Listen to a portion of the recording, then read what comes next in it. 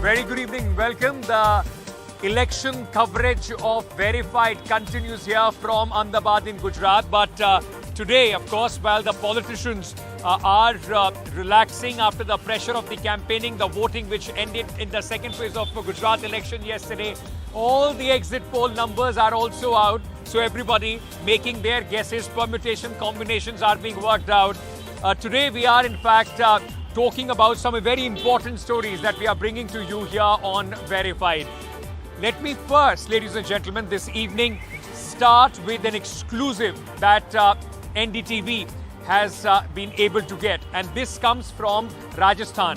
While the Bharat Jodo Yatra is on, Sachin Pilot, the former Deputy Chief Minister, former President of the Rajasthan Congress Party, who has been at the loggerheads with the current Chief Minister Ashok Gehlot, sat down with my colleague Harsha Kumari for a no-holds-bar interview, for a no-holds-bar chat. Now, Sachin Pilot, you'll remember that it was on NDTV when Mr. Ashok Gehlot came out and attacked Sachin Pilot in the most unkind words that we have seen being used for a party colleague in a very long time. This brought forth the divisions in the Congress party in Rajasthan. Today, speaking to my colleague, he said that Mr. Pilot in fact said that he was hurt but has to move on. Take a look at this NDTV exclusive. The Bharat Jodo Yatra in Rajasthan, it's going to be traversing the eastern part of the state for 17 days and will cover over 500 kilometers. But there are lots and lots of issues in the Yatra which are actually the subtext of the Yatra, which are perhaps uppermost in everybody's minds. I have with me Sachin ji. Sachin ji, thank you so much for speaking to us. Yesterday Jairam Ramesh said that this Yatra is not just about winning elections. But the point is that in 11 months, Rajasthan is going into an election. And definitely, as someone who's even headed the party once in Rajasthan, you're going to be looking at the electoral impact. After all, that's why you're in politics, isn't it? You see, the Yatra per se is not there to garner votes.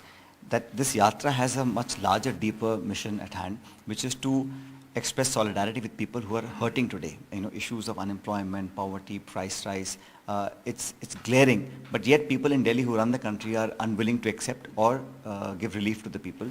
So Mr. Gandhi and all the other yatris who've traveled more than 2,000 kilometers already in the last 90 days have done a tremendous and historical job, which is to galvanize people from all walks of life. And what is he doing? He's not even accusing anyone. He's just saying, I'm here to listen to you. And people have always said, Congress dikti nahi hai, sadko pe utarte nahi hai. So we are on the street now for the last 3 months, and I think it has a great resonance with almost every Indian in this country, irrespective of which party he or she may support. So to answer your question, elections are in Karnataka in 4 months' time. So elections come, many times in a year. Rajasthan will face elections in 11 months. It is the responsibility for all of us who are in the state to take some political advantage of the Yatra when it goes through the state after traveling 500 kilometers. So it's up to us to take, and how we can enthuse our workers. But the Yatra per se is not there to win elections. It's there to give a message of solidarity, raise pertinent issues, and the sense of acrimony in society that is now very prevalent. How to, diffuse that situation and talk about brotherhood and harmony and, the sort of communal tension that comes up off and on. That is not healthy for anybody. So the Yatra's objective is not to win elections, but as political workers, it is our responsibility to take whatever we can as a political dividend because of this Yatra. Well, you're talking about the optics of the Yatra in one sense. So I want to talk about a picture that is going viral today. It's a picture of you walking with Rahul Gandhi. And let me tell you, Sachin has been he's up at 6. He walks the entire Yatra. 6? I mean at 4, and then you start walking at 6. So yeah, but there's a picture. We're talking about the optics of a Yatra. And there's a picture that's going viral today. It's a picture of him with Rahul Gandhi. And Rahul Gandhi's got his hand on your shoulder. I don't know if you know that, but someone's clicked it and everyone's discussing that. So is that hand on your shoulder, that hand, how strong is the hand? If you see Mr. Gandhi, I think he's embracing everyone who comes across. He's holding children, holding hands of women, old people, just to show that, we are here to listen to you, to hear you, and to take your issues forward. So I don't think it's about 1 or 2 people, but the Yatra itself is a very emotional affair for people who, I've seen the response. You can only feel this Yatra when you walk and understand the atmosphere that gets generated when the Yatra passes through. So it's not about accusing somebody else or finding faults in the government per se, but issues of the people, to show solidarity, harmony with everyone, and to spread love and affection amongst each other, which is what our culture is all about, for thousands of years. So this Yatra, I think, is achieving that objective. And I don't think in recent times anybody has undertaken such a mammoth exercise to travel non-stop every day for 90 days, 2,500 kilometers from Kanyakumari, and now we're already in Rajasthan. The Yatra will go up north towards Punjab and Haryana and then to Jammu and Kashmir. So this is a tremendous effort, and all respect to people who have walked the Yatris. 140 of them are walking continuously non-stop. So it's a huge undertaking. Yeah. But then you're talking about like we were talking about the political impact of the Yatra, whether it will help you win an election. What else do you think will help you win an election? I'm going to ask you a very direct question.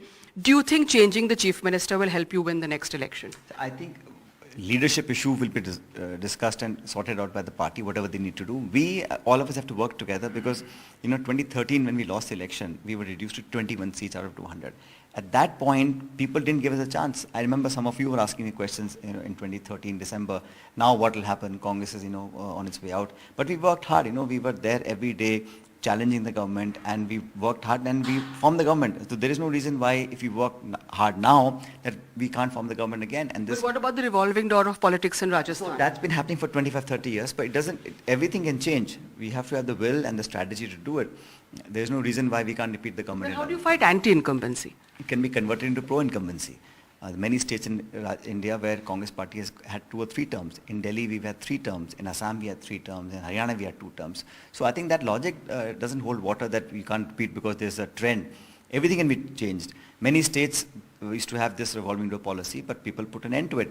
Effective sort of coordination and hard work will give that result. But do you think changing the chief ministerial face puts an end to revolving, changes it's not for me to comment, because that's something that will happen from the AICC if and when they decide to do what they will decide to do. But all of us are looking at how we can repeat the government. And not just me, every leader in Rajasthan says that. Every worker, every MLA, every minister, we all want that. Because unless we win these 3 states, Rajasthan, Chhattisgarh, Madhya Pradesh, it's very important for us. And I keep saying that Congress party has to win elections in the different states. Karnataka, for example, or Himachal. When we form governments in states, that leads up to our getting stronger for the Lok Sabha elections in 2024. And I think UPA, Congress and our allies, if we work together, we can easily displace the NDA government in 24. Last question. I know, politics is a lot about discourse and narratives, and you have to be thick-skinned in politics. Just one thing I want to ask you, that, the words that were used against for you, you're a politician, you give all the right answers, but somewhere, did you feel a little sad at what was said about you? I don't want to go into the past. What has happened. But yes, you're right, I'm a politician, and like you said, I give very correct answers, but I'm also a human being, so obviously one feels sad and hurt. But then you have to move on. The larger objective is not about me feeling good or bad or someone else feeling good or bad. We have a job at hand, we have a mission at hand, we have to win this election, so we have to move forward with positivity. And whoever said whatever said, it's all in the past. There's no point, talking about it now.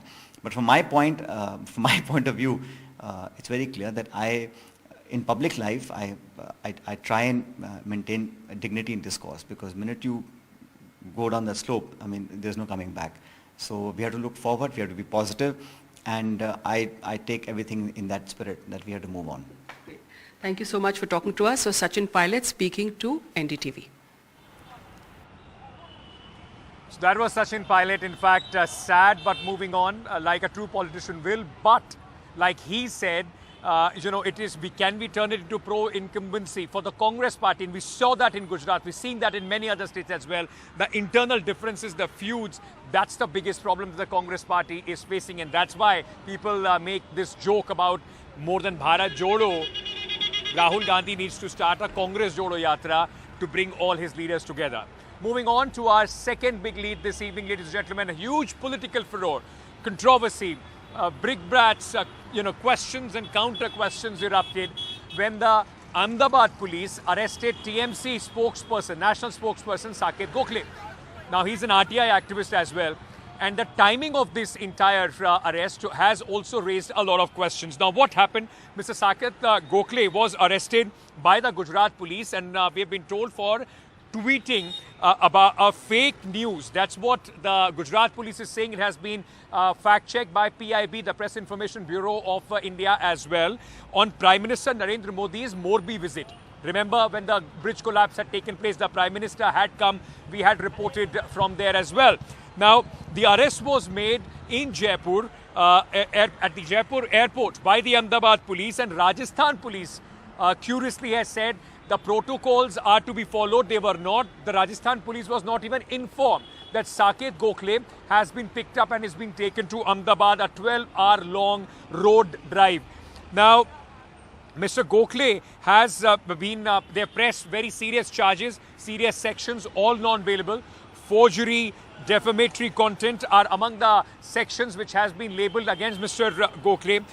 And as soon as this happened, so of course, politics started on this to show support, solidarity. TMC leader Derek O'Brien flew in and he came to Ahmedabad. Now, I'll tell you more, curious things about the political timing of it. But before that, let's very quickly tell you what a dramatic fashion this entire operation against Mr. Gokhale has been undertaken by the Gujarat police. It was on December 5th, 9 p.m. when Saket Gokhale flew in from Jaipur to Jaipur from New Delhi. Night of December 5th and 6th, Saket Gokhale is arrested from the very airport when he lands. December 6, 2 a.m., Saket Gokhale calls his mother, informs her that he has been detained, and the TMC then says that his phone has been confiscated. Now, on December 6, 4 p.m., Derek O'Brien also reaches the Ahmedabad Crime Branch station. Saket Gokhale's mother also reaches the station with Derek O'Brien. 6 p.m. Saket Gokhale is produced in the court, has now been sent to police custody till December 8th. Now, in all this, Derek O'Brien also told us that, Mr. Gokhale received a call while he was on board the flight, and as soon as he landed, he was picked up by the Ahmedabad police. Now, first, listen into what Mr. Gokhale said upon his arrest. Do you agree to what the charges are on you? The irony of the situation is that my tweet was about Morbi. I have been arrested and the owners of Oreva company have not been arrested yet. That just shows the priority. Meanwhile, the TMC has reacted very strongly to this. They have been alleging political vendetta. Also, the timing of this entire arrest is very, very curious. On the day the elections in Gujarat get over, and remember this tweet was made almost a month back after the Prime Minister's visit. So, almost a month after this tweet has been, in fact, made, there is a, FIR which is registered by a BJP leader here in Ahmedabad. And Saket Gokhale is arrested on the very day where in the morning the TMC Supremo hits out at Prime Minister Narendra Modi for his alleged roadshow on the streets of Gujarat while he was going to vote. Now the TMC is crying political vendetta. Listen in to what Mamata Banerjee said. It's very bad. It is very bad and sad. Shakla is a very important and bright man. And for social network he is very popular also, and he has done no mistake. उन्होंने उसका cardiac arrest हुआ था, उसको तबीयत अच्छा नहीं था, बहुत संभाल के जिंदगी बचाया.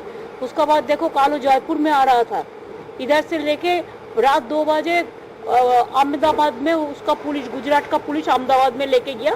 क्यों? उन्होंने एक ट्वीट किया प्राइम मिनिस्टर के खिलाफ में. तो हमारा खिलाफ में तो कितना ट्वीट होता है. हाँ, साइबर क्राइम को जरूर देखना चाहिए. ऐसा कोई नहीं होना चाहिए जिसमें जो देश का खतरा होता है और पर्सनल अटैक होता है. लेकिन मौलवी ब्रिज जब तोड़ गया, ये तो बहुत बड़ा कांड था और इसी के लिए वो एक न्यूज कोट किया था.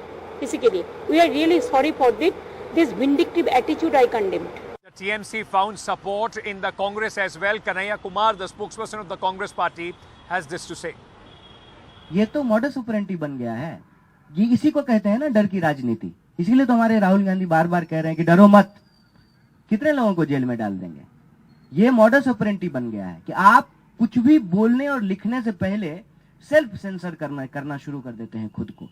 आप सच नहीं बोलने से घबराते हैं क्योंकि आपको लगता है कि आपको लीगल फ्रेमवर्क में फंसा करके जो है आपको उलझाया जाएगा, परेशान किया जाएगा, तो आप बोलना नहीं चाहते.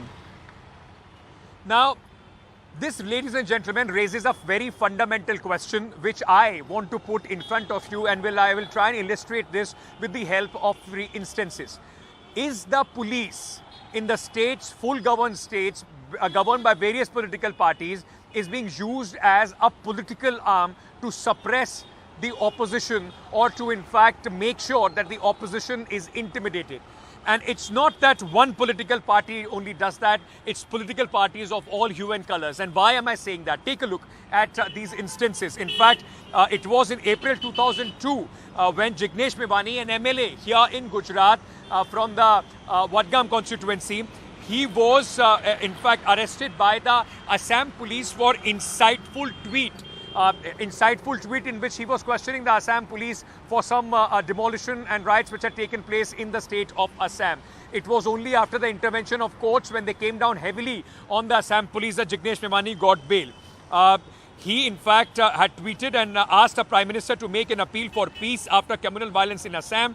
It was also in April 2022, independent MLA MP Navneet Rana and her MLA husband Ravi Rana were arrested by Mumbai police. They were arrested for threatening to chant Hanuman Chalisa outside Chief Minister Uddhav Thackeray's residence. May 2002, BJP leader Tejinder Bagga picked up by the Punjab police for provocative statements. It was Aam Aadmi Party leader who had alleged that Bagga threatened Arvind Kejriwal and stoked communal tension. This led to a huge showdown between the Delhi and the Punjab cops over Bagga's arrest. Now, May 2022, Rajasthan cops tried to arrest Zee TV journalist for communal remarks on a primetime show. The journalist has insinuated that Rajasthan temple was raised as revenge for Delhi demolition. It was fake, but the police was used in this as well. June 2022, fact checker Mohammed Zubair for Alt News were arrested by Delhi police for a tweet that he had put out in 2018. Zubair tweet was a screenshot from 1983 film which was deemed a direct insult to Hindus. December 2022, cut to now, December 2022, Kolkata police has booked actor and BJP leader Paresh Rawal for insulting remarks against Bengalis. Paresh Rawal had said that Bengalis insulted Bengalis for eating fish in election speech. Now, he has been asked to appear before the Kolkata police. So, is it the tit-for-tat politics which is working, which is at play here? Before, in fact, I come to my moot point, I just want to also tell you, ladies and gentlemen, no matter which, for what, for a tweet, for your expression, no matter how crass it is, people have a right to speech. And political parties using these kind of tactics is high-handedness, is overreach of the police machinery. Now, in all this about Saket Gokhale being arrested, the news around him, let's not forget the most important point: justice for the victims of the Morbi Bridge collapse. And why am I saying that? I just want to very quickly also remind you, ladies and gentlemen, it was on October 30th when the Morbi Bridge collapse took place. I came here, reported continuously on that. More than 135 people died there. Next day, under media pressure, an FIR was registered. That FIR had no mention of the owners of the Oreva Group or anybody from the Morbi Municipality Corporation, which in cahoots with the Oreva Group gave this company which used to make wall clocks the tender for such an important bridge. It was on November 2nd and 3rd that the Morbi police made some arrests. Arrests was made of Dihadi Mazdoors, daily wage laborers, those who were acting as ticket collectors and they were acting as, in fact, guards. They had zero experience. They had no knowledge of what to do. They were made the scapegoats. 9 of them are still under police custody. They are in judicial custody. Then it was only in November 15th when the Gujarat High Court took suo motu cognizance, pulled up the Gujarat government, told them not to act smart. November 16th, Gujarat High Court sent notices and also asked the civic body to file a reply and not to, play around the bush. November 17, the Morbi Civic Authority, that was the municipality, took responsibility, accepted that they had, it was their responsibility that they had erred. FSL report also said the guards were not informed about their duty. The company did not do its due diligence. The government did not do its due diligence. The company did not fully repair the bridge, which resulted in the death, and I may call it the murder, callous murder of 135 people, including children of the age of 1 year old in the bridge collapse. The big question, ladies and gentlemen, after 36 days of this entire tragedy, on December 6 when we stand. Saket Gokhale, well, he has tweeted fake news, arrest him, investigate him. But when will Jaisukh Patel, the owner of the Oreva group, when will he be arrested? Why no questions have been asked of him? When will the Morbi Municipal Corporation officers will be arrested? Action will be taken against them. If that can't happen, then forget the justice for the 135 who died in this tragedy, ladies and gentlemen. And that's the most important as far as this entire story is concerned. Let me now move on to my lead 3. Tomorrow is going to be the big day. Delhi MCD election results will be announced. And the NDTV, we don't do any exit survey. We do a poll of polls of the other channels, and what the poll of polls suggests, the mean suggests that the Aam Aadmi Party is heading for a big victory with about 159 to 175 seats, and the BJP could get about 70 to 92 seats. That's the mean. Now, this will be a big page turner as far as politics of Delhi is concerned. But how will the Aam Aadmi parties win? If they do win, change Delhi and the MCD. How will the life of Delhiites be affected? Let me go across to my colleague Priyanshi for more details on that. Priyanshi, with victory will come more responsibility for the Aam Aadmi Party. How do you see the entire thing shifting after the BJP, if the Aam Aadmi Party wins the BJP from the MCD? Well, Ankit, there are 3 powers in play in the national capital. One, the Delhi government, then there's the municipal corporation, and then there are some powers that lie with the centre. But if the Aam Aadmi Party, if exit polls are to be believed, if they win, they'll be in power in the Delhi government and the municipal corporation. There's a constant tussle between the Aam Aadmi Party and BJP regarding civic amenities, regarding the garbage issue, regarding roads, parking. That will now be solved because now the Delhi government, the Aam Aadmi Party will be in power in both Delhi government and municipal corporation. Now, the House of the municipal corporation is the final authority in passing orders. They don't need a nod of the lieutenant governor. We know that Delhi government constantly has these battles with the lieutenant governor over passing their orders, but for MCD, they won't need this nod by the lieutenant governor. Now, Aam Aadmi Party had blamed the BJP for landfills and the garbage issue and said that the BJP made Delhi a garbage city. But now to clear that garbage and the 3 landfills of the national capital, it'll be the responsibility of the Aam Aadmi Party. The Aam Aadmi Party will also now be responsible for civic amenities like waste management, solid waste management, drainage, etc. It will be in power at one of the largest local bodies in the world, which is second only to Tokyo. Now, MCD had also complained when it was under BJP that it didn't get enough funds from the Aam Aadmi Party, which was in power in the Delhi government. Now, that tussle will also be solved because both the Delhi government funds and MCD funds will come under the Aam Aadmi Party. It will control the MCD's budget, which was around 15,000 crore this year. Now, if we talk about what's at stake in terms of revenue, MCD collects toll tax, property tax, professional tax. This will come in addition to the Delhi government, which already collects value-added tax, excise duty and service tax. AAP will also be responsible for maintenance of all Delhi roads, except for roads under centre, as roads less than 60 feet wide come under MCD, while bigger roads come under AAP. Now, both of them combined will come under the Aam Aadmi Party government. AAP will also be responsible for promoting healthcare services, preventing disease outbreak, for primary, secondary, for primary education, which comes under MCD, and secondary and higher education, which comes under the Delhi government. The MCD is also responsible for road encroachments, parks, street lights, parking, dispensaries, and the smaller government hospitals. The larger, of course, come under the Delhi government. So there are some overlaps that both will be solved with the Delhi government and the MCD both coming under the Aam Aadmi Party. Well, that's your primer from Priyanshi. Whatever you wanted to understand about the roles and responsibilities of the MCD and how the game and the equation is going to shift if the exit poll results hold true tomorrow when the votes will be counted for the MCD. And trust NDTV to get you the best ringside view and the coverage of those results coming in live and exclusive since 8 o'clock in the morning on NDTV. Thank you, Priyanshi, for joining us. Ladies and gentlemen, with that, we have come to the end of this edition of Verified.